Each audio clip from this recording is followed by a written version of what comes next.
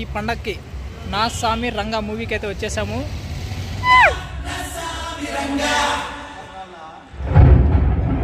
Family పరంగా అయితే చూడొచ్చు మూవీ. మెయిన్ హీరో విలన్ కాళ్ళు పట్టుకోవడం నార్మల్గా పోతుంది స్టోరీ అయితే. ఎప్పుడెప్పుడు ఇంటికి వెళ్ళిపోదాం అనిపించింది. మూవీ చూశాకే రివ్యూ ఇస్తున్నా, ఒకటే మాట చెప్తున్నా, నాగార్జున గారి కోసం మాత్రమే మూవీ చూడాలి, అంతే మించి స్టోరీ పరంగా అయితే ఏమీ లేదు.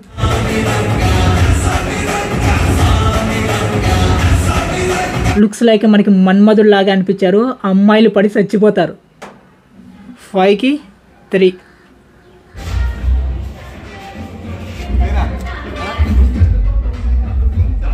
బ్యాక్గ్రౌండ్ మ్యూజిక్ మాత్రం దుమ్ము లేపేశారు. దాని బేస్ మీద మూవీ అయితే ఇంట్రెస్టింగ్ అయితే వచ్చింది. ఫైట్స్ని మంచిగా ఓకేగా పెట్టారు. నాగార్జున యాక్టింగ్ అయితే ఇరగదీశారు. వేరే లెవెల్లో ఉంది పర్ఫార్మెన్స్ అయితే. ఇంకా ఎక్కడి నుంచి ఈ స్టోరీ ఎక్కడి నుంచి మొదలు పెట్టాలో తెలుసు. ఆ స్టోరీ ఏముంది, స్టోరీనే లేదు మూవీలో.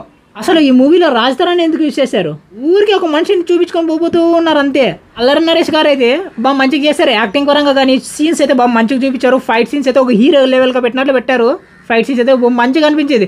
కానీ రొటీన్ మేకింగ్ లాగా అన్ని మూవీస్ లాగా ఎలాగైతే ఉంటుందో అలాగ మళ్ళీ వీళ్ళు ఇంటర్వెల్ సీన్ తర్వాత చనిపోతాడు అనమాట అల్లరి నరేష్. ఇంకా ఏమి బాగా మంచిగా చూపించారు. హీరోయిన్ కూడా యాక్టింగ్ కూడా బాగా మంచిగా చేసింది. డ్రోన్ వ్యూస్ కానీ ఎడిటింగ్ కానీ కెమెరా హ్యాండిల్ చేసిన విధంగానే అంతా సూపర్ అంటే సూపర్గా బాగుంది. బ్యాక్గ్రౌండ్ మ్యూజిక్ అయితే దుమ్ము లేపేశారు. ఫైట్ సీన్స్ ఆ ఎఫెక్ట్స్ అయితే మంచిగా లేవు, మామూలుగా లేవు, ఉర్రా మాస్ లాగా ఉన్నాయి. నాగార్జున సార్ని మాత్రం బాగా మంచిగా చూపించారు, మన్మధుల్లాగానే చూపించారు. నాకైతే ఓవరాల్గా సినిమా అయితే యావరేజ్ అనిపించింది అంతే. మరిన్ని వీడియోస్ కోసం మన ఛానల్ని సబ్స్క్రైబ్ చేసుకో బిగులు. మనకి సబ్స్క్రైబ్ చాలా ఇంపార్టెంట్. కుదిరితే కామెంట్ కూడా పెట్టండి, వీలైతే మీ ఫ్రెండ్స్ కూడా షేర్ చేయండి. See you, bye bye. Next వీడియోలో కలుసుకుందాం.